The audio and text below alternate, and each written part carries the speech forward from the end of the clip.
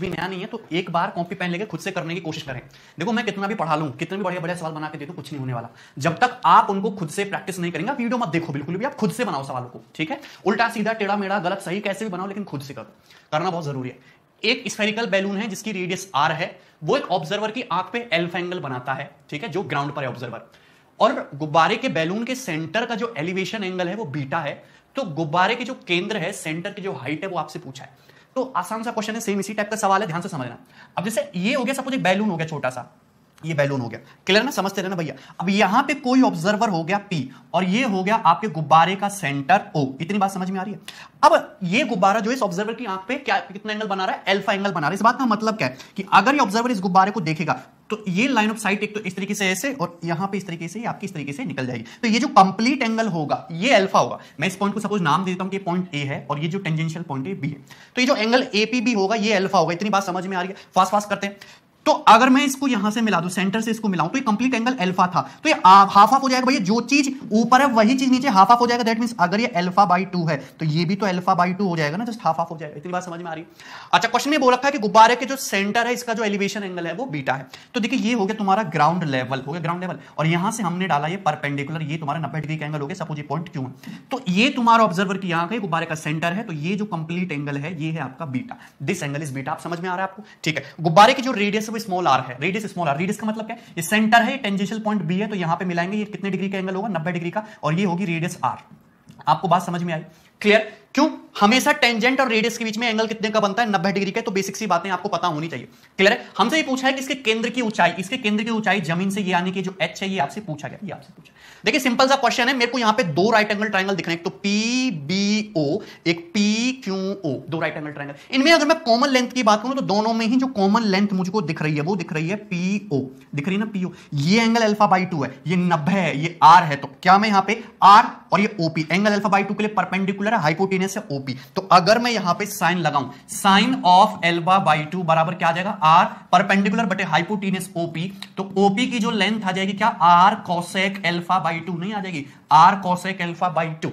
बताइए किसी भी स्टूडेंट को यहां तक कोई डाउट है, इसमें किसी भी स्टूडेंट को कोई समस्या हो रही है, क्लियर है बात यहां तक, ठीक है। चलिए ये बात तो समझ में आ गई ना, ये ओपी मुझे पता चल गया, लेकिन अपने को चाहिए हाइट एच। तो अगर मैं right angle triangle PQO, right angle triangle PQO को देखूं, मुझे हाइपोटेनस पता है, मुझे एच चाहिए। एंगल बीटा के लिए ये तुम्हारा परपेंडिकुलर है, ये परपेंडिकुलर है, और ये तुम्हारा हाइपोटेनस है। क्या लगाओगे, साइन। तो अगर मैं साइन बीटा यहां पे लगाऊंगा तो हाइट h बटे परपेंडिकुलर क्या हो जाएगा तुम्हारा OP। तो h की जो वैल्यू है ये कितना आ जाएगा, R cosec alpha by 2 into sign beta, R cosec alpha by 2 into sign beta. ये वैल्यू आ जाएगी आपकी ऑप्शन सी, इस क्वेश्चन का करेक्ट आंसर हो जाएगा।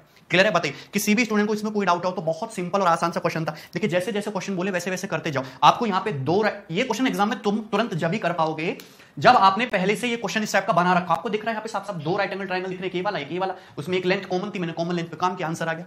अगला सवाल बनाएंगे जल्दी से। देखिए सवाल नंबर ये जो 12 है, ये मेंस के पेपर में पूछा हुआ है, 2017 मेंस के पेपर का क्वेश्चन है। ऐसा सवाल फिर से आपके एग्जाम में आ सकता है, करने की कोशिश करेंगे। एक गुब्बारा ऊपर की ओर उड़ता है जो एक समान गति से बढ़ रहा है। ओके, 6 मिनट के बाद ऑब्जर्वर जो है, जो 450 मीटर की दूरी पर है पॉइंट P से गुब्बारा उड़ा जो ऊपर की तरफ जा रहा है। 6 मिनट के बाद एक ऑब्जर्वर जो पॉइंट P से 450 मीटर की दूरी पर है, उसने देखा कि बैलून का जो एलिवेशन एंगल है वो 60 डिग्री है। Okay, assume that point of observation and point P are on the same level. Point P और जहां से ऑब्जर्वर ऑब्जर्व कर रहा है वो सेम लेवल पे है, तो बैलून की स्पीड क्या है। तो ये तो बहुत ही वाहियात क्वेश्चन है।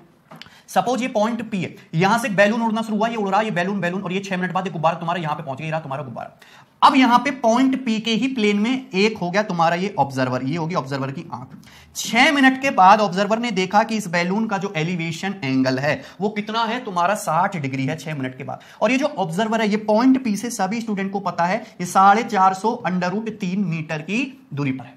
क्लियर है, 450 √3 मीटर की डिस्टेंस पर। आपसे पूछ रहे कि गुब्बारे की स्पीड क्या है। मुझे पता है गुब्बारा पॉइंट P से पॉइंट O तक पहुंचा, गुब्बारे को ये डिस्टेंस कवर करने में 6 मिनट का समय लगा है। 6 मिनट का, एक्चुअली 6 मिनट में गुब्बारे ने दूरी कितनी तय करी है। तो ये तो आसान सी बात है। ये कितने का एंगल है तुम्हारा, 30 डिग्री का। अगर 30 डिग्री के सामने 450 √3 है तो 60 डिग्री के सामने कितना हो जाएगा, 450 √3 का भी √3 टाइम्स होगा, और इसका भी √3 टाइम्स होगा। बोलो हाँ, क्लियर है बात यहां तक। सो √3 × √3 ये कितना हो जाएगा तुम्हारा 3। देखिए थोड़ा सा फास्ट है ये, तो 6 मिनट में गया है इतना। 6 मिनट का मतलब होता है 360 सेकंड सेकंड, आपसे जो स्पीड पूछे गुब्बारे की मीटर पर सेकंड में पूछिए, तो 6 मिनट में इतने मीटर डिस्टेंस गया है, तो 6 मिनट का मतलब होता है 360 सेकंड। तो अगर मैं 1 सेकंड में निकालना चाहूं तो 1 सेकंड में इतना गया है, ठीक है। 90 से 4 बार जाएगा, 90 से 5 बार जाएगा, 15/4 मीटर पर सेकंड, और 15/4 का मतलब होता है 3.75 मीटर पर सेकंड आपकी बैलून की स्पीड हो जाएगी।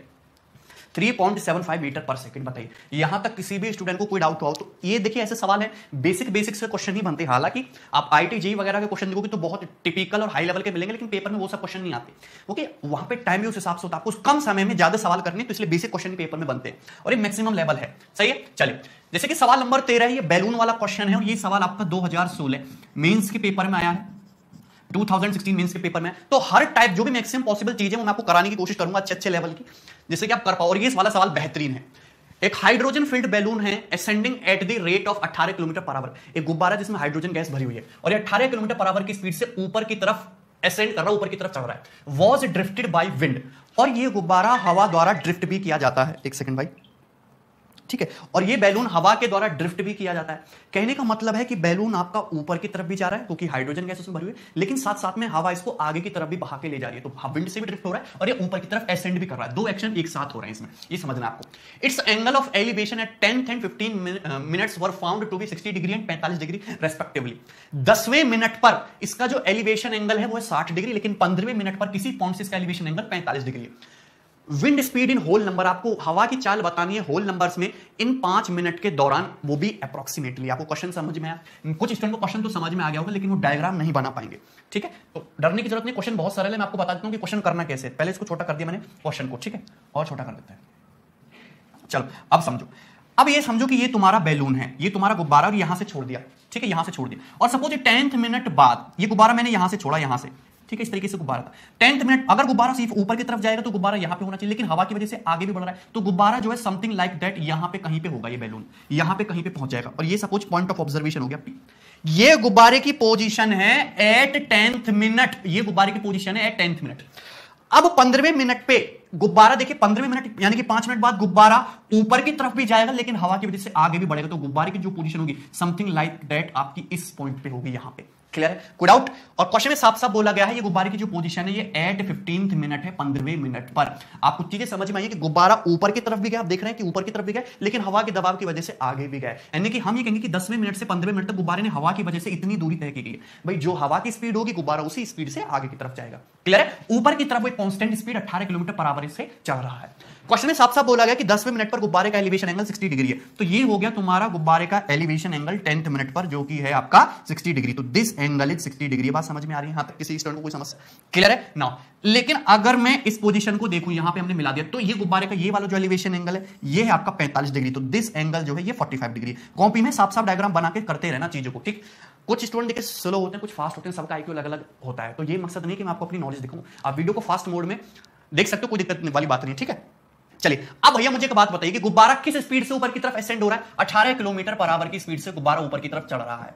तो 10 मिनट में गुब्बारा कितनी हाइट चढ़ चुका होगा? 60 मिनट में 18 किलोमीटर, तो 10 मिनट में कितना? 3 किलोमीटर। यानी कि जो डिस्टेंस होगी तुम्हारी 3 किलोमीटर होगी। बताइए कोई दिक्कत इसमें? मुझे बताइए गुब्बारा 1 घंटे में ऊपर की तरफ 18 किलोमीटर जाता है, तो 15 मिनट में कितना जाएगा? फिर 4.5 किलोमीटर। यानी कि ऊपर की तरफ असेंड जो किया है गुब्बारा, ये डिस्टेंस जो है ये तुम्हारी 4.5 यानी कि 4.5 किलोमीटर है दिस डिस्टेंस।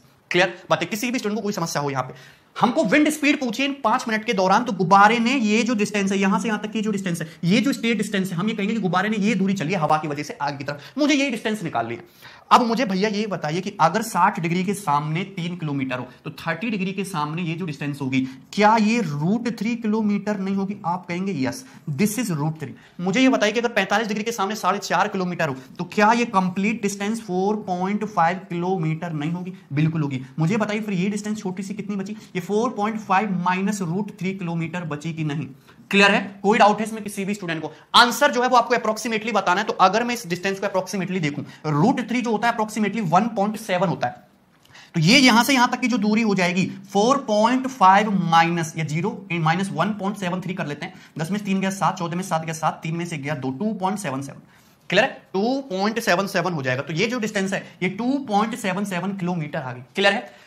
10वें मिनट पे पोजीशन या 15 मिनट पे पोजीशन, यानी कि हवा की वजह से गुब्बारा 5 मिनट में इतनी डिस्टेंस गया, यानी कि इतनी डिस्टेंस गुब्बारे ने 5 मिनट में तय की है। 5 मिनट में कितनी तय की? 2.77 किलोमीटर। अगर 5 मिनट में 2.77 किलोमीटर, तो हवा की वजह से गुब्बारा 60 मिनट में कितनी डिस्टेंस जाएगा, यानी कि विंड की स्पीड क्या हो जाएगी? 2.77 इंटू 12।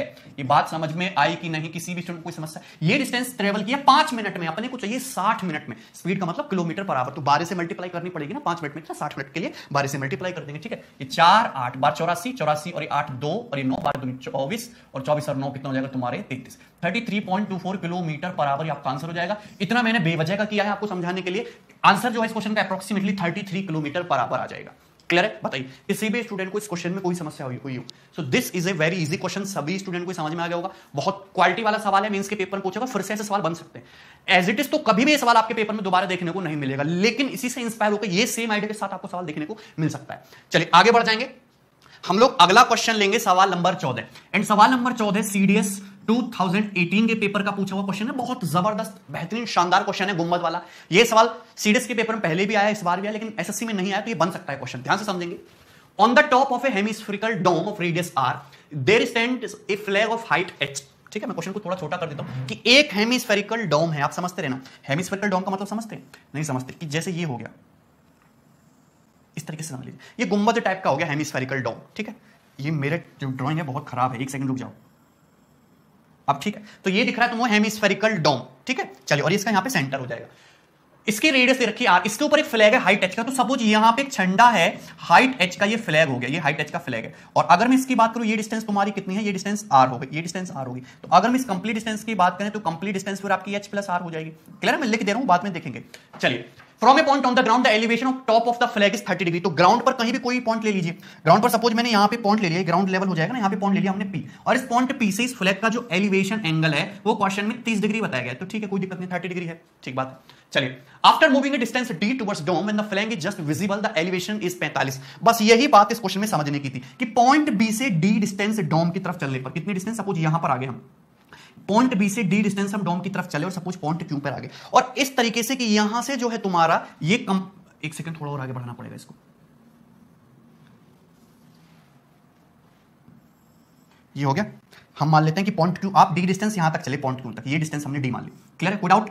तो डी डिस्टेंस डोम की तरफ चलने पर किसी पॉइंट से फ्लैग जस्ट विजिबल है और एलिवेशन एंगल 45 डिग्री। इस बात का मतलब समझ रहे हो? ये जो वर्ड है ना जस्ट विजिबल, इस पे बहुत अच्छे क्वेश्चन पेपर में सेट हो सकते हैं, कंप्लीट कांसेप्ट है, ध्यान से समझना। जस्ट विजिबल का मतलब है कि अगर मैं इस पॉइंट क्यू से इस फ्लैग को देखने की कोशिश करूंगा तो ये तुम्हारी लाइन ऑफ साइट जो है जस्ट इसको यहां पे इस पॉइंट पे क्या है, टच करती हुई जा रही है। इस पॉइंट पे ये क्या है तुम्हारा, इसको जस्ट यहां पे टच करता हुआ जा रहा है। अगर तुम पॉइंट क्यू से थोड़ा सा आगे की तरफ बढ़ जाओगे तो आप झंडे को नहीं देख पाओगे, लेकिन अगर पॉइंट क्यू से पीछे की तरफ रहोगे तो अब तो पूरा झंडा आप आसानी से देख पाओगे, आपको कोई दिक्कत वाली बात नहीं है। क्लियर है ना? लेकिन ये पॉइंट क्यू एक ऐसा पॉइंट है जहां से फ्लैग जस्ट विजिबल है। क्यों? ओके, जो आपकी लाइन ऑफ साइट है ये यहां पे इस डोम को इस पॉइंट पे टच करती हुई जा रही है, और यही सवाल का लॉजिक था। और यहां पे ये जो अब एलिवेशन एंगल बन रहा है फ्लैग का, ये एंगल ये क्वेश्चन में दिया हुआ 45 degree, so this angle is 45 degree. बस आप क्वेश्चन में पूछा ही नहीं, आपसे पूछा क्या है, h to r का रेशियो पूछा है।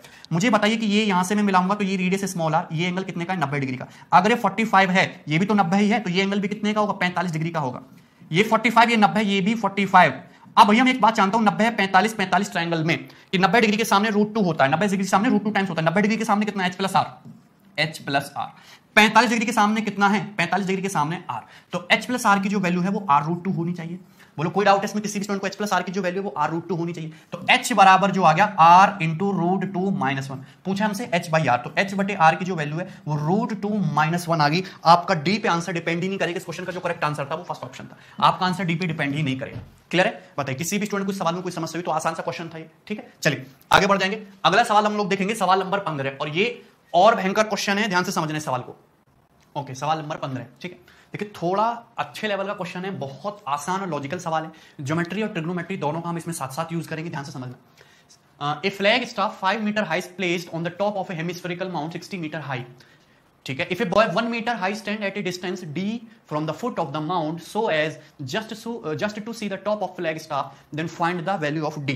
देखिए सवाल को छोटा कर देते हैं, मैं आपको समझाता हूं कि सबसे पहले तो आपको इसका डायग्राम बनाना आना चाहिए था कि डायग्राम इसका बनेगा कैसे। सवाल मैंने एकदम गायब भी कर दिया, आप असाइनमेंट में भी देख सकते हो। ठीक है, ध्यान से समझिए।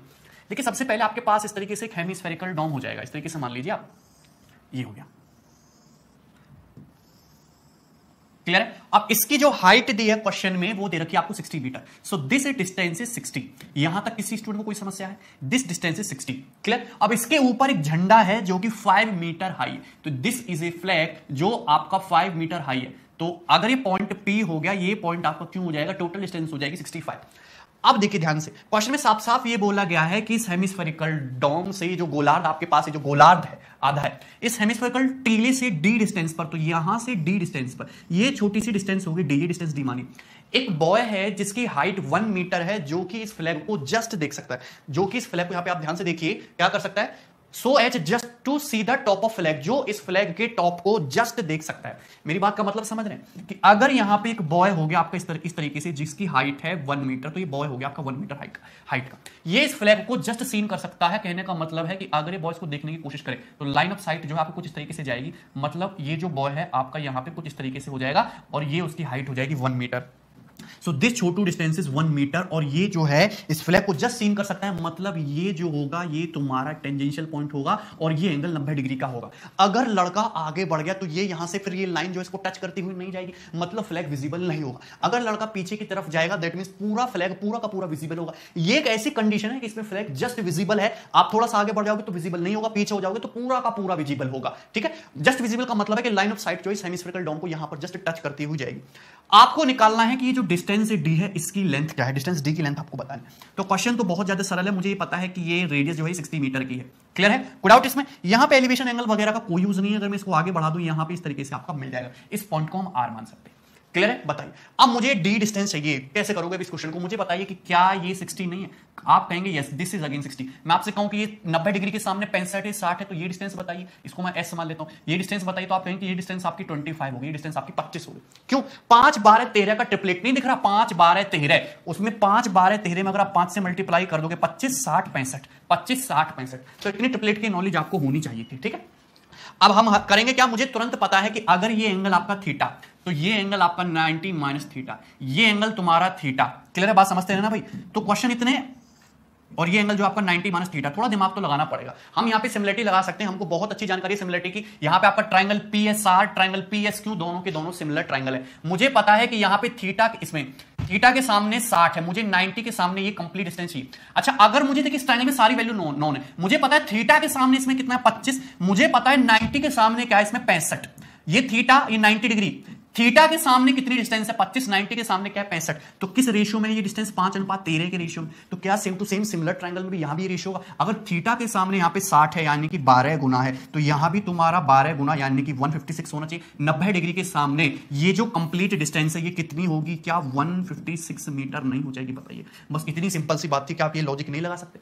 क्लियर है, बताइए किसी भी स्टूडेंट को कोई डाउट है यहां पर, किसी को भी? ठीक है, क्लियर है ना? चलिए, मतलब आप ये कह सकते हो, ठीक है, कि यहां पे ये जो ट्रायंगल है थीटा 90 90 माइनस थीटा, ये भी ट्रायंगल थीटा 90 90 माइनस थीटा, दोनों ट्रायंगल सिमिलर है, तो करस्पॉन्डिंग साइड का रेशियो इक्वल होगा। इतनी बात क्लियर है? थीटा के सामने 25, 90 के सामने 65, 5:13 का रेशियो, तो थीटा के सामने 60, तो 90 के सामने 13 यूनिट की वैल्यू 156 मीटर होनी चाहिए। ये 156 है, 60 है, यानी कि डी की जो वैल्यू होगी इसमें से घटा दीजिए, 96 से छोटी होनी चाहिए थी।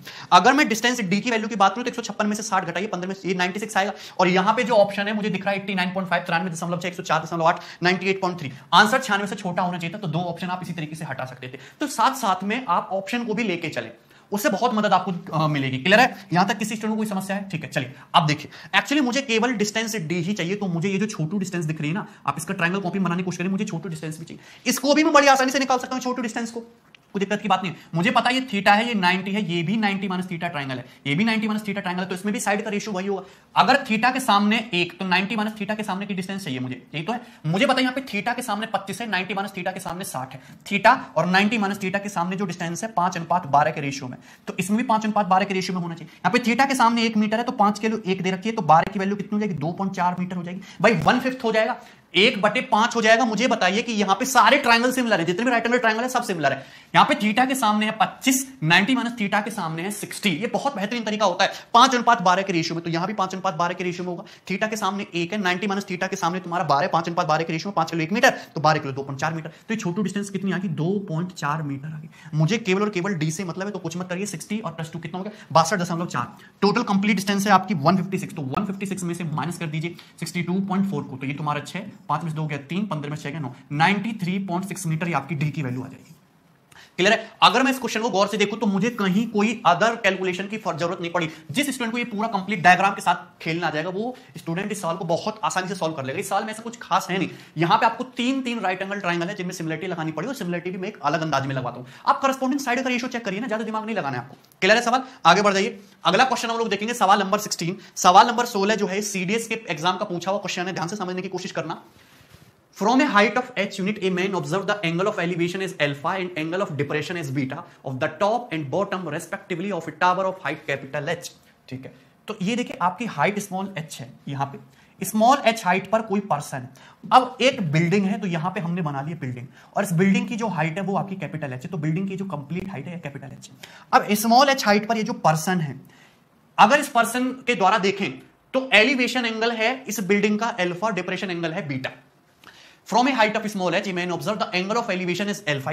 यहां पर कोई पर्सन है तो उसने देखा एलिवेशन एंगल है इस टावर का अल्फा, लेकिन अगर मैं साथ साथ में डिप्रेशन एंगल देखूं तो डिप्रेशन एंगल बन रहा है ये तुम्हारा बीटा। इस तरीके से ऑब्जर्व कर सकते हैं, कोई दिक्कत वाली बात नहीं। चलिए अब आगे देखते हैं। To what further height should he climb, इस पर्सन को किस और ऊंचाई तक चढ़ना चाहिए so that value of angle of elevation and angle of depression get interchanged for the top and bottom of tower, जिससे कि angle of elevation and angle of depression की जो वैल्यू है वो इंटरचेंज हो जाए। अभी आदमी कितनी हाइट पर चढ़ के बैठा है? h हाइट पर। अगर सपोज आदमी x हाइट और चढ़ जाए, मैंने ये जो हाइट है इसको x मान लिया, थोड़ा आपको दिमाग लगाना है। अगर पर्सन सपोज x हाइट और चढ़ जाए तो यहां पे इस लोकेशन पे आ जाएगा, और ये लोकेशन ऐसी है कि अब अगर मैं एलिवेशन एंगल देखूंगा तो वो तो हो गया तुम्हारा बीटा, और अगर मैं तुम्हारा डिप्रेशन एंगल देखूंगा तो डिप्रेशन एंगल हो गया तुम्हारा साथ में अल्फा। तो हम ये कहेंगे कि एलिवेशन एंगल और डिप्रेशन एंगल क्या हो गए? आपके आपस में इंटरचेंज हो गए। कॉपी पेन लेकर खुद से भी करने की कोशिश करें सवाल को। तो एक्चुअली सवाल बहुत ही ज्यादा आसान है, सवाल में ऐसा कुछ खास है नहीं। मुझे डिस्टेंस x ही निकालनी है स्मॉल h और कैपिटल H की टर्म में। मुझे पता है कि ये एंगल कितना है बीटा, मुझे पता है कि यहां पे छोटा एंगल कितना है बीटा। अब एलिवेशन एंगल बीटा है, पहले डिप्रेशन एंगल ये जो था ये तुम्हारा यहां पे ये डिप्रेशन एंगल ये बीटा था। आपको यहां पे एक ही ट्रायंगल से काम चल जाएगा, चाहे तो आप बीटा बीटा वाले राइट एंगल ट्रायंगल ले लो, चाहे आप अल्फा अल्फा वाले राइट एंगल ट्रायंगल ले लो, एक से ही काम चल जाएगा। अगर मैंने ये हॉरिजॉन्टल डिस्टेंस y मान ली तो अगर मैं इस वाले ट्रायंगल में बीटा है, बीटा के लिए ये तुम्हारा परपेंडिकुलर ये बेस, तो अगर मैं tan बीटा निकालूं तो tan बीटा की जो वैल्यू है परपेंडिकुलर बटा बेस यानी कि h बटे y होगी। लेकिन अगर साथ साथ में मैं इस वाले राइट एंगल ट्रायंगल से देखूं, इस वाले राइट एंगल ट्रायंगल का मतलब ये इस वाले राइट एंगल ट्रायंगल में देखूं, मैंने आपसे बोला कि एक ही राइट एंगल ट्रायंगल से काम चल जाएगा। ये कंप्लीट कैपिटल h है, स्मॉल h प्लस x है, तो ये कितना हो जाएगा? Capital h minus small h minus x हो जाएगा कि, और ये तुम्हारा है y, तो tan बीटा की वैल्यू आ जाएगी capital h minus small h minus x, और ये तुम्हारा बट्टे में y हो जाएगा। क्लियर है? बताइए किसी भी स्टूडेंट को यहां तक कोई समस्या तो आप देखेंगे आपका y से y कैंसिल आउट हो चुका है, तो x की जो वैल्यू वो कितनी आ चुकी है? Capital H minus twice of small h, ये आ जाएगी। क्लियर? y से y कैंसिल आउट हो जाएगा, x की जो वैल्यू है स्मॉल h उधर जाएगा, capital H minus twice of small h, ये आपकी x की वैल्यू आ जाएगी, और यही वैल्यू आपको निकालनी थी। तो क्वेश्चन देखने में बहुत कॉम्प्लेक्स लग रहा है लेकिन करने में है नहीं, और एग्जाम में भी ऐसा ही होगा। एग्जाम में सवाल एज इट इज आपको नहीं मिलेगा देखने को, इससे थोड़ा बहुत इधर उधर घुमा के मिलेगा, देखने में कॉम्प्लेक्स लगेगा लेकिन करने में वो सरल ही होगा। जैसे जैसे हम आगे बढ़ रहे हैं वैसे वैसे हम अपना स्टैंडर्ड भी बढ़ाते जा रहे हैं, और बढ़ाना भी पड़ेगा आज के हिसाब से। क्लियर है? चलिए अगला सवाल, सवाल नंबर 17, एंड सवाल नंबर 17 ये वाकई में जबरदस्त क्वेश्चन है, बेहतरीन शानदार, आपको इसको ध्यान से समझना है। ए लैडर, एक सीढ़ी, rest against A wall making an angle alpha with horizontal. एक सीढ़ी है जो दीवार के सहारे टिकी हुई है और एलिवेशन एंगल बना रही है alpha. The foot of ladder is pulled away from the wall through a distance a. अब इस सीढ़ी का जो फुट है वो पीछे की तरफ ए डिस्टेंस खींचा जाता है, जिससे कि जो तुम्हारी सीढ़ी है, जो लैडर है, वो बी डिस्टेंस स्लाइड डाउन हो जाती है, बी डिस्टेंस नीचे आ जाती है। और अब जो तुम्हारी एलिवेशन एंगल बना रही है सीढ़ी वो हो रहा है तुम्हारा बीटा हॉरिजॉन्टल से। आपसे पूछा है ए बटा बी का मान क्या है। क्वेश्चन बहुत बेहतरीन, बहुत ही शानदार है, ध्यान से समझने की कोशिश करेंगे, एकदम मैं बेसिक से बताऊंगा सवाल को। तो पहले इसका बनाने की कोशिश करते हैं हम लोग डायग्राम, पहले डायग्राम बनाइए और तब इस क्वेश्चन को करने की कोशिश करिए। आपने सवाल पढ़ लिया होगा। चलिए ऐसे समझते हैं कि जैसे सपोज ये हो गया भैया आपका एक दीवार। क्लियर है? बात समझ में आ रही? अब दीवार के सहारे यहां पे ये तुम्हारी लगी हुई है सीढ़ी, तो ये है आपकी सीढ़ी, ये वाली। क्लियर है? ये सीढ़ी है और ये कितना एलिवेशन एंगल बना रही है? तो क्वेश्चन के अकॉर्डिंग ये एलिवेशन बना रही है तुम्हारा अल्फा। क्लियर है? ये हॉरिजॉन्टल से कितना एलिवेशन एंगल बना रही है? अल्फा। ठीक। अब क्वेश्चन में क्या हुआ है कि इस सीढ़ी के फुट को पीछे की तरफ खींचा गया, पीछे की तरफ कितनी ए डिस्टेंस। अब जो है हमने पीछे की तरफ ए डिस्टेंस खींचा, तो देखिए सीढ़ी की जो पोजीशन है वो चेंज होगा, कुछ इस तरीके से हो जाएगी। सीढ़ी की जो पोजीशन है कुछ चेंज होगी, इस तरीके से हो जाएगी। मतलब ये डिस्टेंस कितनी हो गई? स्मॉल ए। हमने सीढ़ी के जो फुट है, कहां है सीढ़ी का फुट? ये सीढ़ी है, हमने इसको पीछे की तरफ कितनी डिस्टेंस खींच लिया? ये डिस्टेंस स्मॉल ए। और अब जो सीढ़ी का जो एलिवेशन एंगल है वो क्वेश्चन के अकॉर्डिंग ये कितना हो गया? तुम्हारा बीटा हो गया। लेकिन साथ साथ में ये जो सीढ़ी है कितना स्लाइड डाउन हो गई, कितना नीचे की तरफ आ गई है? स्मॉल बी डिस्टेंस नीचे की तरफ आ गई। तुम्हारा ये डिस्टेंस जो है भैया ये स्मॉल ए है। बताइए इस डायग्राम में अभी तक किसी स्टूडेंट को कोई डाउट हो? ये तुम्हारी दीवार है, ये तुम्हारी सीढ़ी है जो दीवार के सारी टिकी हुई थी, पहले एलिवेशन एंगल अल्फा था, मैंने इसके फुट को पीछे की तरफ ऐसे ए डिस्टेंस धकेल दिया जिससे कि बी डिस्टेंस नीचे स्लाइड डाउन हो गई और अब एलिवेशन एंगल बीटा हो गया और ये तुम्हारा एंगल अल्फा 90 डिग्री का। आपसे पूछा है कि ए बटे बी का रेशियो क्या है? रेशियो आपके अल्फा और बीटा की टर्म में है। अब कैसे करोगे इस क्वेश्चन को? सबसे पहले यहां पे एक बात समझनी कि सीढ़ी की लेंथ कांस्टेंट है। अगर इस सीढ़ी की हाइट स्मॉल एच है, लेंथ स्मॉल एच है, तो ये लेंथ भी आपकी स्मॉल एच है। भाई सीढ़ी को हमने काटा थोड़ा ना, सीढ़ी को हमने बस आगे पीछे स्लाइड किया, तो सीढ़ी की जो हाइट है वो कांस्टेंट है, स्मॉल एच। ये बात आपको समझनी पड़ेगी और यही इस क्वेश्चन का लॉजिक था। मैं क्वेश्चन को केवल और केवल तभी सॉल्व कर पाऊंगा जब मैं राइट एंगल ट्रायंगल की प्रॉपर्टी यूज करूं। तो राइट एंगल ट्रायंगल की प्रॉपर्टी यूज करने के लिए मुझे परपेंडिकुलर बेस चाहिए। तो मैंने थोड़ी देर के लिए इस डिस्टेंस को एक्स एज्यूम कर लिया और मैंने थोड़ी देर के लिए इस डिस्टेंस को वाई एज्यूम कर लिया। हमने इस डिस्टेंस को थोड़ी देर के लिए क्या एज्यूम कर लिया? हमने इस डिस्टेंस को y एज्यूम कर लिया। इतनी बात समझ में आ रही कि ये डिस्टेंस आपकी स्मॉल x है और ये डिस्टेंस जो है वो आपकी क्या है? स्मॉल y है। यहां तक बात समझ में क्लियर? किसी भी स्टूडेंट को कोई समस्या ना? अब देखिए, आप ध्यान से समझते रहना। अगर मैं इस बड़े वाले ट्रायंगल को गौर से देखूं, इस बड़े वाले ट्रायंगल को, तो यहां पे ये एंगल अल्फा है और ये तुम्हारा b और ये तुम्हारा b प्लस y है और ये तुम्हारा h है। तो अगर मैं इस राइट एंगल ट्रायंगल में लगाऊं साइन अल्फा, तो साइन अल्फा होता है परपेंडिकुलर बटे हाइपोटेन्यूज यानी कि b प्लस y बटे h। इतनी बात समझ में आ रही है?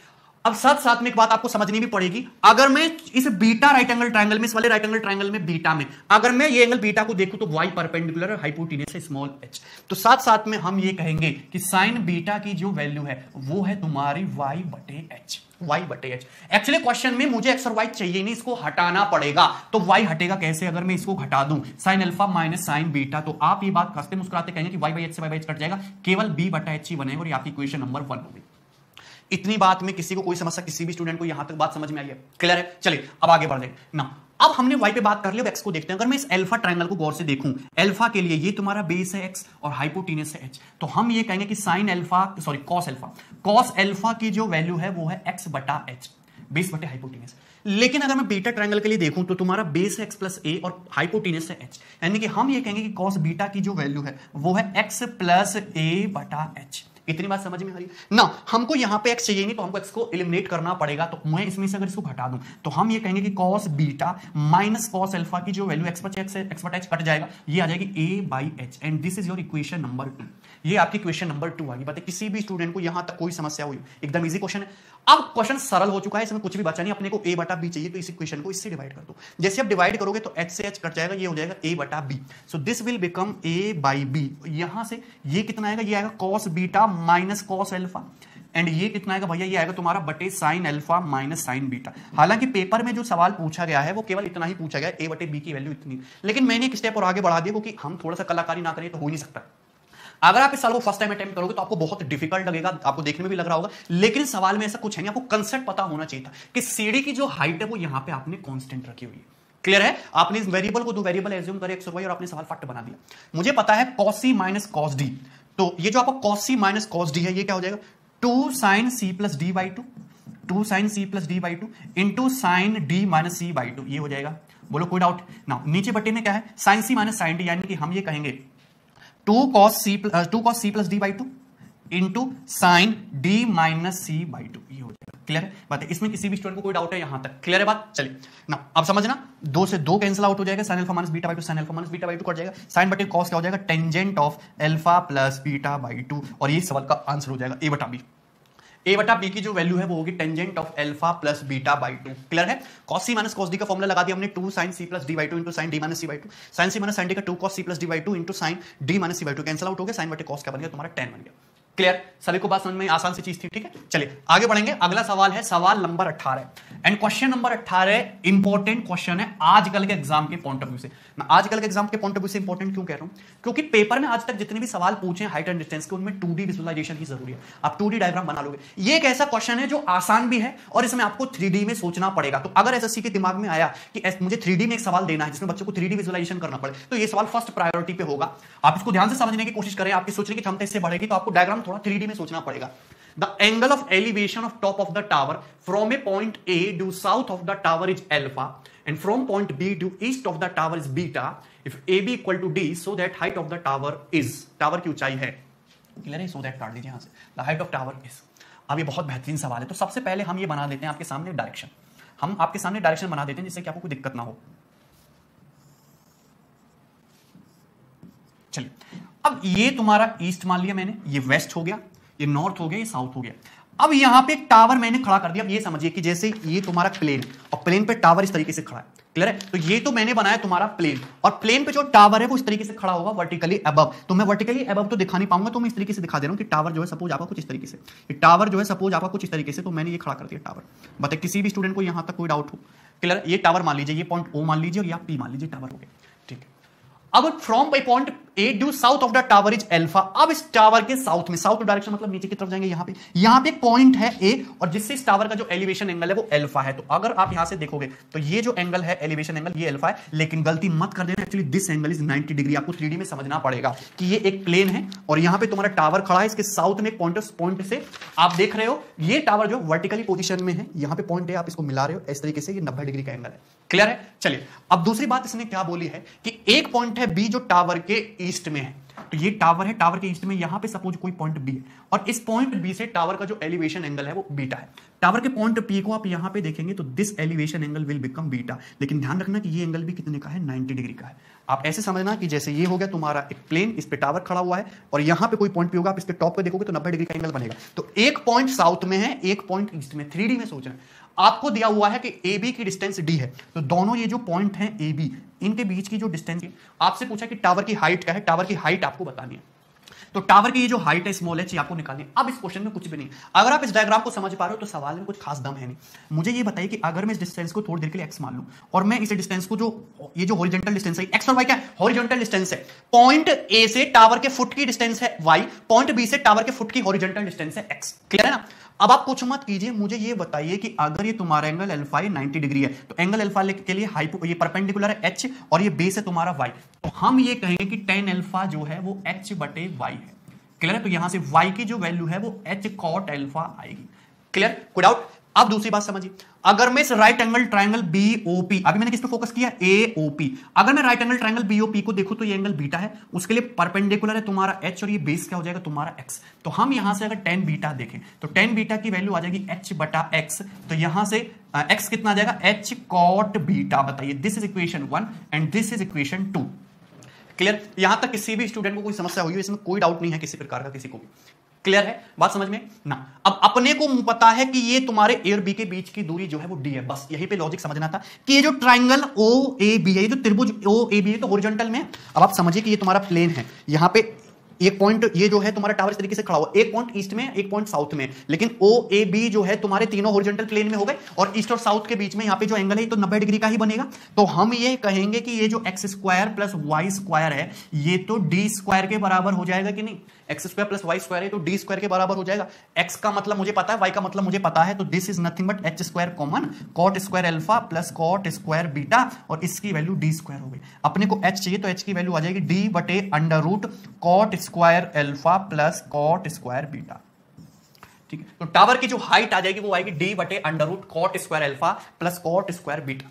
क्लियर भाई? तो ये इस सवाल का करेक्ट आंसर हो जाएगा। बहुत ही बेहतरीन, आसान और सिंपल सा क्वेश्चन था इस सवाल में। ठीक है, लेकिन आप इस क्वेश्चन को तभी कर पाओगे जब आपने इस टाइप के सवाल पहले से ऑलरेडी किए हुए हो। ये सवाल अभी तक पेपर में नहीं आया, मैंने प्रीवियस सवाल भी आपको सारे कराए हैं, इंपॉर्टेंट ऐसी बात नहीं, लेकिन जहां तक मेरा अंदाजा है कि 3D में कभी ना कभी तो ऐसा सवाल बनेगा पेपर में, तो क्यों नहीं कर लिया जाए। क्लियर है? कोई डाउट? चलिए एक सवाल मैं आपको और कराता हूं, सेम इसी पे आपको 3D विजुअलाइजेशन करना है, बहुत आसान है, ध्यान से समझना।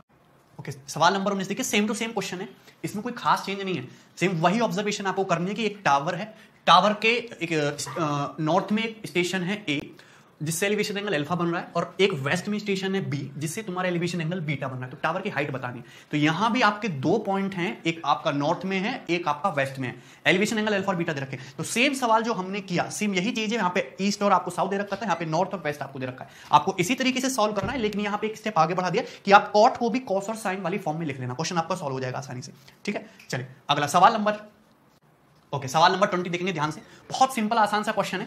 देखिए, हालांकि एसएससी में ये सवाल कम आते हैं जिसमें आपको इस वेरिएबल फॉर्म में दे रखा हो, एसएससी में न्यूमेरिकल वैल्यू वाले सवाल ज्यादा आते हैं, लेकिन आप ऊटपटांग चीजें पेपर में ज्यादा पूछी जाती हैं, तो आपको हर तरीके की चीजों में अपने आपको ढालना पड़ेगा। सिंपल सा क्वेश्चन है, the angle of depression of top and the bottom of a building of height h unit from the top of monument of height capital H unit are complementary.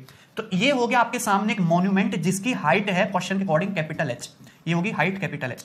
अब तुम्हारी एक बिल्डिंग है जिसकी height दे रखी है suppose आपकी small h, तो ये बिल्डिंग की हाइट होगी आपकी स्मॉल h। अब क्वेश्चन के अकॉर्डिंग ये दे रखा है, हाँ, इस बिल्डिंग के टॉप और बॉटम के जो डिप्रेशन एंगल हैं वो मॉन्यूमेंट के टॉप से कॉम्प्लीमेंट्री है। तो मॉन्यूमेंट के टॉप से अगर मैं इस बिल्डिंग के टॉप को देखूंगा तो डिप्रेशन एंगल तो खैर ये बनेगा, लेकिन हम इसको नहीं लेंगे। हम अगर मैं इस एंगल को थीटा कहता हूं, ठीक, ये एंगल हमने थीटा बोला। अगर मैं इस बिल्डिंग के बॉटम को देखूंगा तो डिप्रेशन एंगल हालांकि ये वाला बनेगा, लेकिन हम इसको कंसीडर करेंगे। अगर ये थीटा है तो ये कितना होना चाहिए? क्वेश्चन के अकॉर्डिंग आपका 90 माइनस थीटा होना चाहिए। क्यों? क्योंकि दोनों एंगल एक दूसरे के कॉम्प्लीमेंट्री हैं। इतनी बात हर एक स्टूडेंट को समझ में आ रही है, क्लियर है कि ये आपका स्मॉल एच दे रखा है भैया और ये आपका कैपिटल एच दे रखा है। अब इस टॉप से हम देख रहे हैं मॉन्यूमेंट के टॉप से बिल्डिंग के टॉप और बॉटम को, तो जो डिप्रेशन एंगल है एक दूसरे के कॉम्प्लीमेंट्री, अगर ये थीटा है तो ये 90 माइनस थीटा है। इतनी बात समझ में आ रही है? If the distance between the building and the monument is a unit, building और मॉन्यूमेंट के बीच के जो डिस्टेंस है ये आपकी स्मॉल ए आपको क्वेश्चन के अकॉर्डिंग दे रखी है। आपको बताना इट इज ऑलवेज ट्रू। ये आपके सामने 4 रिलेशन दिए हैं, इन चारों में से कौन सा रिलेशन ऑलवेज ट्रू है?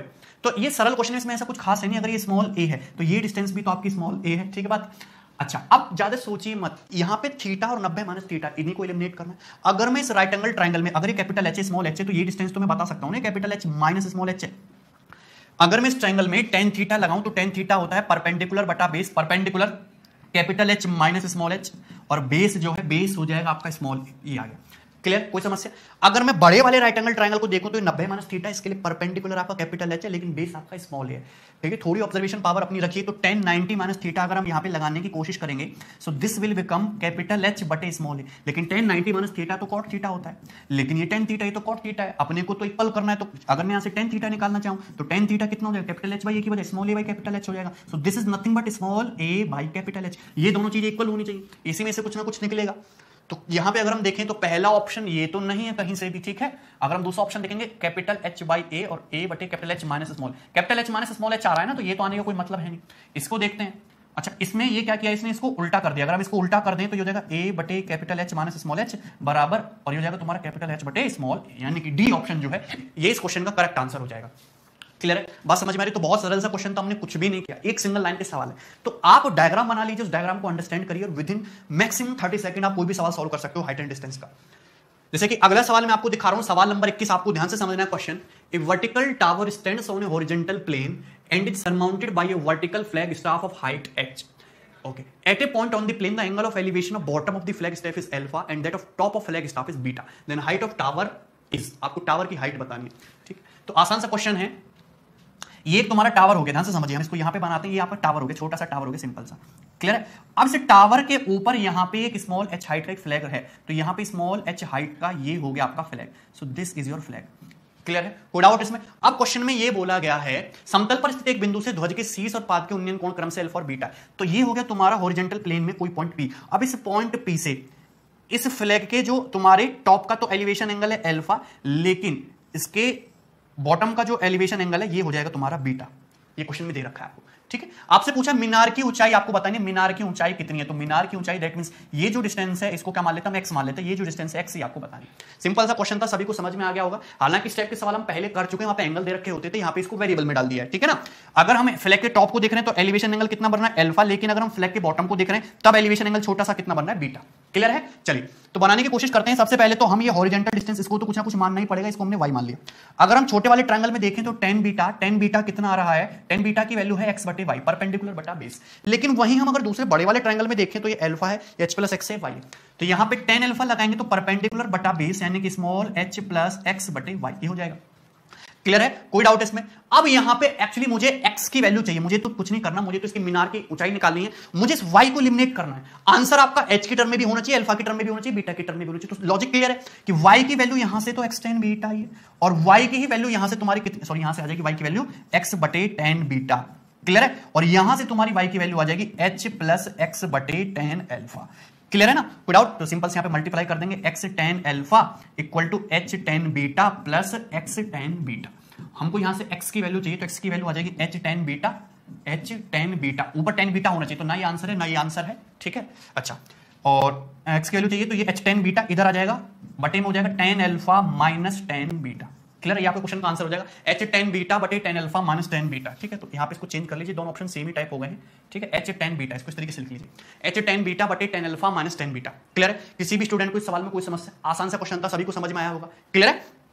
तो इस तरीके से आपको इन सवालों को करना है, कुछ भी नहीं करिए। अगर आपकी इस तरीके से वेरिएबल में दे रखा है तो आप एकदम बेसिक पे चले जाइए। हालांकि आप इन सवालों को 30, 60, 45 मान के सॉल्व कर सकते हो, लेकिन फिर आपको ऑप्शन 1 बाय 1 चेक करना पड़ेगा और इतना समय है नहीं। तो उससे बेटर है कि आप यहाँ पे दो इक्वेशन इस तरीके से सीधा सीधा लेकर क्वेश्चन को आसानी से बना ले। क्लियर है? चलिए आगे बढ़ेंगे। अगला सवाल, सवाल number 22, question number 22। A window of a house h meter above the ground. From the window, the angle of elevation and depression of top and bottom of another house situated on the opposite side of the lane are found to be alpha and beta respectively. Find the height of other house. देखिए आसान सा question है। देखिए ये हो गया तुम्हारा height small h। यहां पे स्मॉल h की हाइट पर है एक खिड़की। अब इस खिड़की से यहां पे सड़क के जो दूसरी लेन पर एक कोई दूसरा घर है छोटा सा, तो यहां पे एक दूसरा घर हो जाएगा। क्लियर है? ठीक है। एक अन्य घर के शीर्ष और पाद के उन्नयन और अवनमन कोण क्रमशः अल्फा और बीटा हैं। तो देखिए यहां पे एक बात आपको समझनी पड़ेगी कि इस खिड़की से जो दूसरा वाला घर है, आपको खिड़की को लेना पड़ेगा छोटा। ऐसा मैं क्यों कर रहा हूं आपको अभी समझ में आएगा। इस खिड़की से दूसरे वाले घर के जो शीर्ष का उन्नयन कोण है ये तो है तुम्हारा अल्फा, लेकिन इसी खिड़की से दूसरे वाले घर के जो तुम्हारा बॉटम है, जो पाद है, उसके जो डिप्रेशन एंगल है ये, यानी कि ये एंगल कितना हो जाएगा तुम्हारा बीटा। आपको इन क्वेश्चन में ये भी लॉजिक लगाना होता है कि कौन सी लेंथ बड़ी है और कौन सी लेंथ छोटी है। क्वेश्चन में साफ साफ ये बोला गया था, क्या बोला गया था क्वेश्चन में आपसे ये कहा गया था a window of a house is h metre above the ground. एक विंडो है जो ग्राउंड से h मीटर की हाइट पर है, तो ये हो गई आपकी विंडो यहां पर। इतनी बात क्लियर है? From the window the angle of elevation and depression of the top and bottom of another house situated on the opposite side of the lane are found to be alpha and beta. इस window से opposite side में एक house है जिसके top का elevation angle है alpha. Elevation alpha है यानी कि टॉप तुम्हारा ऊंचा होगा विंडो से, ये लॉजिक समझना था आपको। और डिप्रेशन एंगल तुमको यहां पे दे रखा है हाउस का बीटा। आपको बताना है दूसरे घर की ऊंचाई आपको बतानी। तो इतना तो मुझे पता है कि ये डिस्टेंस जो है ये तुम्हारी स्मॉल h होगी। Answer small h plus something होना चाहिए, तो यानी कि ये तुम्हारे दो आंसर पॉसिबल नहीं है। इनको आपने देखते ही कट कर दिया। थोड़ा आप लॉजिकली सोचिए कि अगर मुझे इस हाउस की हाइट निकालनी है तो अगर ये स्मॉल h है तो ये भी स्मॉल h होगा। आंसर तुम्हारा h प्लस समथिंग होगा। ये डिस्टेंस ऐड होगी तो ये माइनस कैसे हो रहा है? तो दो आंसर आपके पॉसिबल नहीं है। क्लियर है? चलिए अब हम क्या करते हैं कि हमने इस डिस्टेंस को क्या मान लिया, हमने y मान लिया कि डिस्टेंस आपकी y है और ये डिस्टेंस जो है ये डिस्टेंस आपकी x है। हॉरिजॉन्टल डिस्टेंस को हम y मान लेते हैं, आसानी रहती है। क्लियर? चलिए अब यहां पे अगर हम बात करेंगे tan बीटा की, तो tan बीटा कितना आ जाएगा तुम्हारा h बटे y परपेंडिकुलर बटा बेस। लेकिन अगर हम tan अल्फा की बात करेंगे, tan अल्फा, तो tan अल्फा कितना आ जाएगा? tan अल्फा आ जाएगा आपका x बटे y। tan अल्फा कितना आ जाएगा? x बटे y। मुझे एक्चुअली यहां पे h तो पता है, अगर मुझे x की वैल्यू पता लग जाए तो इस पूरे की हाइट आ जाएगी। क्लियर है? दूसरे घर की जो हाइट है पूरी की पूरी आ जाएगी। तो हमको कुछ नहीं करना, हमको y को एलिमिनेट करना है, कुछ भी नहीं। x की जो वैल्यू है वो y tan अल्फा है। यहां से अगर आप y देखोगे तो y जो है तुम्हारा h cot बीटा है। y की वैल्यू h cot बीटा है, अगर हम यहां पे रख देंगे तो x जो हो जाएगा तुम्हारा h tan alpha cot beta. h tan alpha cot beta ये आपकी x की वैल्यू हो जाएगी। क्लियर? किसी भी स्टूडेंट को इसमें कोई डाउट है? बहुत सिंपल सा क्वेश्चन था। tan beta equal to nothing but h बटे y। तो यहां से y की जो वैल्यू है h cot बीटा की, हमको y को हटाना है। यहां पे सिंपल सा x की वैल्यू होगी h tan alpha cot beta. ठीक है? आपको पूरे घर की हाइट चाहिए, h है ये मुझे पता है, x h tan alpha cot beta है, दोनों को ऐड कर दीजिए, h कॉमन आ जाएगा, यहां से 1 plus tan alpha cot beta. h 1 plus tan alpha cot beta इस सवाल का आंसर हो जाएगा, जो कि आपका ए ऑप्शन होगा, h into 1 plus tan alpha cot beta. तो ये सवाल है जो आपके 30 सेकंड में सॉल्व किए जा सकते हैं और बहुत आसान से क्वेश्चन है। सबसे पहले तो आपको डायग्राम प्रॉपर बनाना आना चाहिए। आपको एक ना कोई डिस्टेंस तो एज्यूम करनी ही पड़ेगी, उसको एज्यूम कर लीजिए, उसको एलिमिनेट करना है तो एलिमिनेट कर दीजिए। यही इन सवाल का सिंपल सा लॉजिक होता है। चलिए अगला सवाल देखेंगे, सवाल नंबर 24, क्वेश्चन नंबर 24। बहुत शानदार बेहतरीन आसान सा क्वेश्चन है। A boy standing in the middle of a field observe a flying bird in the north at an angle of elevation of 30 degree, and after 2 minutes he observed the same bird in the south at an angle of elevation of 60 degree. If the bird flies all along in a straight line at a height of 50√3 meter, then its speed in kilometer per hour। देखिए bird वाला सवाल ना आ सकता है, important question है, ध्यान से समझना। सपोज हमने ये मान लिया कि यहाँ पे एक फील्ड है, यहाँ पे फील्ड है और यहाँ पे बीच में जो है ये तुम्हारा कोई बॉय है, ये एक बॉय है।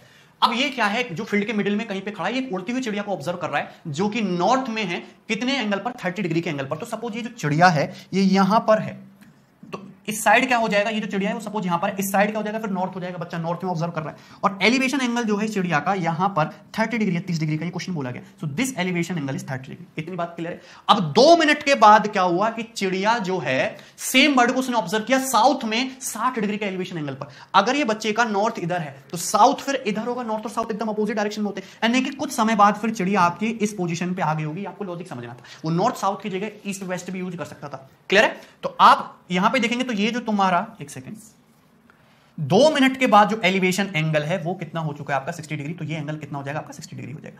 अब मुझे ये बताइए कि चिड़िया ने यहां से यहां तक की जो कांटा डिस्टेंस है कितने समय तय की है? ये डिस्टेंस 2 मिनट में तय की है, मुझे इतना पता है। यदि चिड़िया एक स्ट्रेट लाइन में उड़ रही है 50√3 मीटर की हाइट पर, क्वेश्चन में साफ साफ दे रखा है कि ये जो बर्ड है ये कांस्टेंट हाइट 50√3 मीटर पर उड़ रही है, दिस हाइट इज 50√3 मीटर, और ये जो हाइट है ये भी आपकी 50√3 मीटर है। क्लियर है? Good out. तो सबसे पहले आपसे पूछा क्या है, चाल पूछिए चिड़िया की, तो कैसे निकालोगे, कैसे अंडरस्टैंड करोगे? स्पीड अगर आपसे पूछे तो स्पीड का मतलब होता है डिस्टेंस बटे टाइम। अगर मैं कंप्लीट डिस्टेंस निकालूं तो क्वेश्चन आसानी से सॉल्व हो जाएगा, डिस्टेंस बटे टाइम करना। अगर 60 डिग्री के सामने 50√3 है तो मुझे बताइए कि 30 डिग्री के सामने कितना होगा? 30 डिग्री के सामने ये डिस्टेंस क्या 50 मीटर नहीं होगी? बोलो हाँ। क्लियर है? Good out. इसी प्रकार से अगर 30 डिग्री के सामने 50√3 मीटर है तो 60 डिग्री के सामने की ये डिस्टेंस √3 टाइम्स 50√3 का भी √3 टाइम्स का 150 मीटर नहीं होगी, तो 150 मीटर हो गया। ये 150 और ये 50 टोटल कितना हो गया? 200 मीटर। टोटल कितना हो गया? 200 मीटर। क्लियर है? Good out. तो 200 मीटर की डिस्टेंस बर्ड ने कितने समय में कवर की है? 2 मिनट में। 2 मिनट में 2 मिनट में कितना जा रहा है तुम्हारा? 200 मीटर। क्लियर है? बर्ड आपसे पूछा इसकी चाल किलोमीटर पर आवर में, तो 2 मिनट में 200 मीटर। अगर मैं 5 से गुणा कर दूं तो 10 मिनट में 1000 मीटर जाएगा, यानी कि 1 किलोमीटर। अगर 10 मिनट में 1 किलोमीटर जा रहा है तो मुझे बताइए कि 60 मिनट में कितनी जाएगी? फिर 6 किलोमीटर। 60 मिनट का मतलब कितना होता है? 1 आवर, यानी कि बर्ड जो है 1 घंटे में 6 किलोमीटर जाती है, और यही सवाल का आंसर हो जाएगा। क्लियर? पता है किसी भी स्टूडेंट को इस क्वेश्चन में कोई डाउट हो तो आप इस तरीके से इन सवालों को बहुत आसानी से बना सकते हो। क्वेश्चन में ऐसा कुछ खास दम है नहीं, मुझे 50 और मुझे 150 पूरा पता है, तो 200 मीटर जा रहा है 2 मिनट में। 5 से गुणा कर दो 10 मिनट में कितना जाएगा तुम्हारा? 1000 मीटर, जो कि 1 किलोमीटर। 10 मिनट में 1 किलोमीटर, 60 मिनट में 6 किलोमीटर। इस तरीके से करना, पूरा फॉर्मूला मत लगाने लगिए, स्पीड बराबर डिस्टेंस बटे टाइम लिख के बढ़िया से करने लगे, ऐसा मत करिए। वर्बली आपको क्वेश्चन को इजीली बनाना है। ठीक, चलिए आगे बढ़ जाएंगे। अगला क्वेश्चन जो है सवाल नंबर 25। क्वेश्चन नंबर 25 जो है बादल वाला, ये जबरदस्त क्वेश्चन है, इंपॉर्टेंट है, ये पेपर में पहले भी आता रहा है, ध्यान से समझना। A man of height h is standing on the bank of a lake. ठीक है। The angle of elevation of a cloud at the eye of the man is alpha, and the angle of depression of the shadow of the cloud in the water of the lake is beta. Then height of the cloud from the surface of lake is. अब इस question को करने से पहले आपको एक simple सा concept पता होना चाहिए। बादल वाला सवाल ये हर एक स्टूडेंट ने देखा होगा, 9वीं 10वीं क्लास में सभी स्टूडेंट ने सॉल्व भी किया होगा। एक बार हम इसको फिर से सॉल्व करने की कोशिश करेंगे और ध्यान से समझना इस सवाल को। इस सवाल का कहने का मतलब क्या है? ठीक, ध्यान से समझिए कि सबसे पहले हमने बना दी तुम्हारी एक लेक हो गई, एक झील हो गई।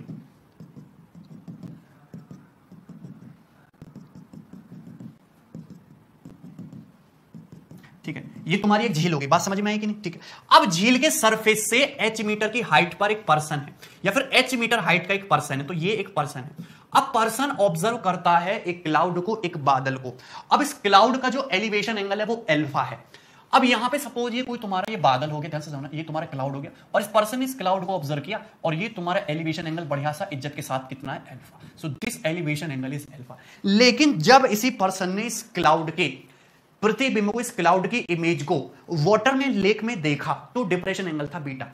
आपको एक बात समझनी पड़ेगी कि सपोज जो पानी क्या है, जो ऑब्जेक्ट पानी से जितनी हाइट पर होता है, इसकी जो मिरर इमेज है, उसका जो रिफ्लेक्शन है वो पानी में उतनी ही गहराई पर बनता है। ये बात आपको समझनी पड़ेगी कि सपोज ये लेक, ये पानी का सरफेस हो गया, वाटर का सरफेस हो गया। वाटर के सरफेस से अगर 100 मीटर की दूरी पर अगर कोई बादल है, तो पानी में इसका प्रतिबिंब, इसका रिफ्लेक्शन, इसका इमेज 100 मीटर की गहराई पर ही बनेगा। बस यही इस सवाल का लॉजिक था। सपोज यहां पे ये जो इसका रिफ्लेक्शन है वो यहां पे बन रहा है, बादल का रिफ्लेक्शन। क्लियर है? Good out. तो क्वेश्चन के अकॉर्डिंग ये जो डिप्रेशन एंगल है ये कितना हो जाना चाहिए तुम्हारा? बीटा हो जाना चाहिए। So this angle is beta, this angle is beta.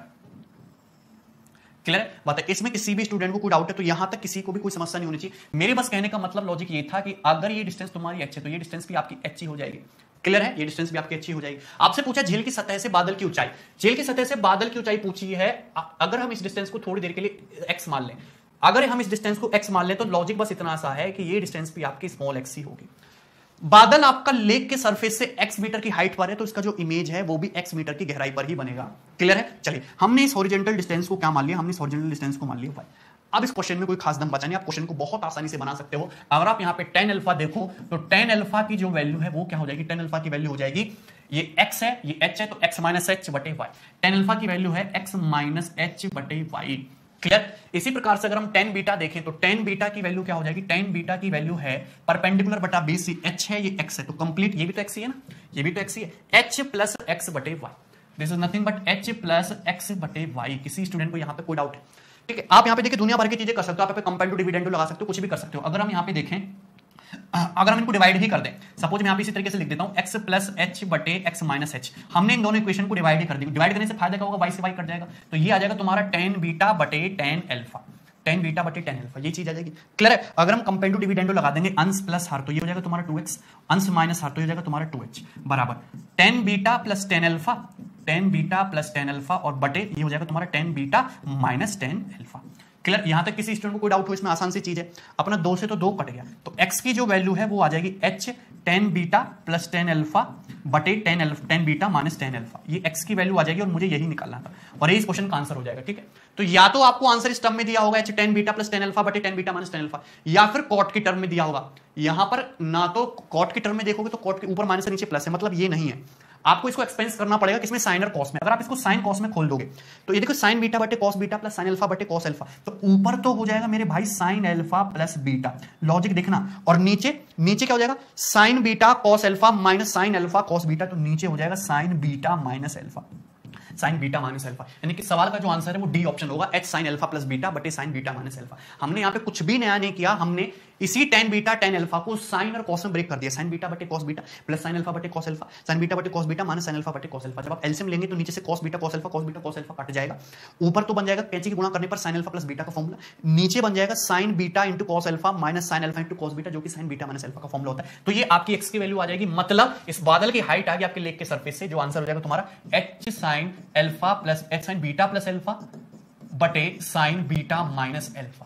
Clear है? किसी स्टूडेंट को कोई डाउट? बहुत सारे जो स्टूडेंट है इस फॉर्मूले को याद भी रखते हैं, जो आप भी याद रख सकते हो, क्योंकि हर बार पेपर में यही क्वेश्चन पूछा जाएगा, हर बार पेपर में यही क्वेश्चन पूछा जाएगा, लेक पे केवल एक ही टाइप का सवाल बनता है, जिसको आप याद रख सकते हो कि बादल की जो लेक के सरफेस से जो हाइट होती है ना, वो होती है always h sine beta plus alpha बटे sine beta minus alpha. Beta depression angle है, अल्फा एलिवेशन एंगल है, वैसे भी डिप्रेशन एंगल जो हमेशा एलिवेशन एंगल से बड़ा होगा, आप इसको फॉर्मूले के रूप में याद भी रख सकते हो। क्लियर? तो ये कंप्लीट क्वेश्चन था आपके सामने। अब जैसे इसी पर ये जो सवाल आपके सामने दे रखा है, ये तुम्हारा न्यूमेरिकल नहीं, तुम्हारा सॉरी वेरिएबल में नहीं, न्यूमेरिकल वैल्यू में, और बहुत आसान सा क्वेश्चन है, जैसे मैंने अभी आपको सवाल बताया सेम इसी तरीके से आप इस क्वेश्चन को सॉल्व कर सकते हो। ओके, सवाल नंबर 26, the angle of elevation of a cloud from a point 60 metre above a lake is 45 degree and the angle of depression of the reflection of cloud in the lake is 60 degree, find the height of cloud from the surface of lake. देखिए same ही question है, अगर आपको formula याद है तो सवाल easily solve हो जाएगा, अदरवाइज अगर आपको फॉर्मूला याद भी नहीं है तो ये जो मैंने आपको सॉल्यूशन बताया सेम स्टेप आपको करने पड़ेंगे इसमें कैलकुलेशन के। क्लियर है? कोई समस्या? लेकिन मेरे हिसाब से आप इस चीज को बहुत आसानी से याद रख सकते हो। जैसे क्वेश्चन में दिया हुआ है कि आप किसी क्लाउड को ऑब्जर्व कर रहे हो लेक के सरफेस से 60 मीटर की हाइट पर, और उस बादल का, उस क्लाउड का जो एलिवेशन एंगल है उस पॉइंट से वो है 45 डिग्री, जबकि जो डिप्रेशन एंगल है बीटा वो दे रखा है आपका 60 डिग्री। ये क्वेश्चन में गिवन है, आपको बतानी है झील की सतह से बादल की ऊंचाई बतानी है, तो सभी स्टूडेंट को ये चीज याद हो जानी चाहिए कि h sine beta plus alpha बटे साइन बीटा माइनस अल्फा होगा। इसमें आपको कंफ्यूज होने की जरूरत है नहीं, दोनों जगह साइन ही रहेगा। क्लियर है? डिप्रेशन एंगल ऑलवेज बड़ा होगा एलिवेशन एंगल से, तो ये आपका यहाँ पे इस तरीके से ये माइनस ही आएगा। अच्छा, h कितना दे रखा है हमको 60, साइन बीटा प्लस अल्फा यानी कि हो जाएगा तुम्हारा sine 105 degree, sine beta minus alpha ये हो जाएगा तुम्हारा साइन 15 डिग्री। ठीक है? कोई समस्या इसमें किसी भी स्टूडेंट को? ठीक है, तो ये जो है साइन 105 डिग्री का मतलब ये तो तुम्हारा कॉस 15 डिग्री हो गया ना, कॉस 15 डिग्री बटे साइन 15 डिग्री, तो ये तुम्हारा कॉट 15 डिग्री हो गया। हमने कुछ भी नहीं किया, बीटा की जगह बीटा की वैल्यू डाल दी, अल्फा की जगह अल्फा की वैल्यू डाल दी, 60 इंटू कॉट 15 डिग्री आपका आंसर हो जाएगा। एक्चुअली मैंने आपको बता रखा है कि कॉट 15 डिग्री बहुत इंपॉर्टेंट वैल्यू आपको याद होनी चाहिए। कॉट 15 डिग्री बोलो या फिर tan 75 डिग्री बोलो, एक ही बात है। tan 15 degree 2 minus root 3, tan 75 degree हो गया 2 plus root 3, 2 plus root 3। Clear है? यानी कि आंसर जो 60 दूनी 120 से ज्यादा होना चाहिए, और ये जो तुम्हारा रूट 3 है ये 1.73 है, 2 के क्लोज है, यानी कि आंसर 240 के क्लोज होना चाहिए, तो ये भी आपका आंसर नहीं है, ये भी नहीं होगा, आंसर आपका ए ऑप्शन हो जाएगा। अगर आप सॉल्व भी करना चाहो तो आप देखोगे 60 इंटू रूट 3 का मतलब 1.73 होता है ना, तो 2 प्लस 1.73 यानी कि 3.73 हो गया, 3.73। तो आप साफ साफ देख सकते हो कि ये तुम्हारा 180 प्लस 42, अगर आप इसे गुणा करना चाहो तो कैसे करोगे? 60 दिया 180 प्लस 60 के फिर 7 में गुणा करोगे 0.7 में तो 42 हो जाएगा, फिर 60 के मल्टीप्लाई करिए 0.03 में, तो ये तुम्हारा हो जाएगा 0.03 1.8।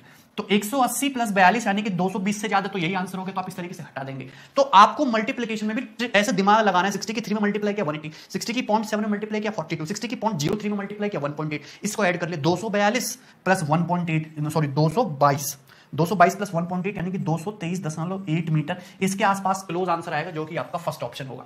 तो आप इस तरीके से सवाल को आसानी से बना सकते थे। अगर आपको ये इंपॉर्टेंट रिजल्ट याद है तो क्वेश्चन जो है आपके लिए बहुत इजी, बहुत ज्यादा सरल हो जाएगा। क्लियर? सभी को बात समझ में आई? अगला और सबसे लास्ट क्वेश्चन देखेंगे पूरे असाइनमेंट का, सवाल नंबर 27, और ये बहुत ही लॉजिकल और जबरदस्त क्वेश्चन है। सवाल नंबर 27, ध्यान से समझने की कोशिश करना। PQ is a tower standing on a horizontal plane, Q being its foot, तो एक टावर है जो हॉरिजॉन्टल प्लेन में खड़ा हुआ है, और क्यों जो है इस टावर का फुट है, तो P क्या होगा? इस टावर का टॉप होगा। A and B are 2 points on the plane such that angle QAB is 90 degree. तो पॉइंट A और B जो है वो तुम्हारे प्लेन में इस तरीके से है कि एंगल QAB जो है वो 90 डिग्री है। AB की जो लंबाई है वो 40 मीटर है। आपको कॉट एंगल PA क्यों दिया गया है, कोसेक एंगल PB क्यों दिया हुआ है, टावर की जो लेंथ है वो बतानी। तो ये देखिए आसान सा क्वेश्चन है, थोड़ा इसमें 3D में आपको विजुलाइज करना पड़ेगा। आप ऐसे समझिए कि तुम्हारा हॉरिजॉन्टल प्लेन और इस पे खड़ा हुआ है टावर। तो ये तुम्हारा यहां पे टावर खड़ा हुआ है जिसका है फुट Q और P हो गया इसका टॉप। अब हॉरिजॉन्टल में दो पॉइंट जो है तुम्हारे A और B हैं इस तरीके से कि एंगल QAB 90 डिग्री है। एक्चुअली ये तो तुम्हारा वर्टिकल है, ये जो है टावर ये तुम्हारा वर्टिकली खड़ा है, लेकिन जो दो पॉइंट मैं बनाऊंगा वो आपके हॉरिजॉन्टल प्लेन में है। मतलब ये तुम्हारा ग्राउंड प्लेन हो गया A, ग्राउंड में यहां पे पॉइंट हो गया A, और ये पॉइंट B भी ग्राउंड में ही है यहां पे। मतलब ये तुम्हारा ये जो एंगल है ये 90 डिग्री दिया है, दिस एंगल इज 90 डिग्री, और AB की जो लेंथ है वो कितनी दी क्वेश्चन के अकॉर्डिंग 40 मीटर दी है। क्लियर है। अब एक बात समझना कि अगर मैं इस पॉइंट A से इस टावर के टॉप को देखूंगा तो इस तरीके से देखेंगे ये एंगल कितने का है तुम्हारा 90 डिग्री का। लेकिन अगर मैं इस पॉइंट B से इस टावर के टॉप को देखूंगा, क्लियर है, तो कैसे बात बनेगी, यहां पे ये जो बनेगा, एक समझते रहना,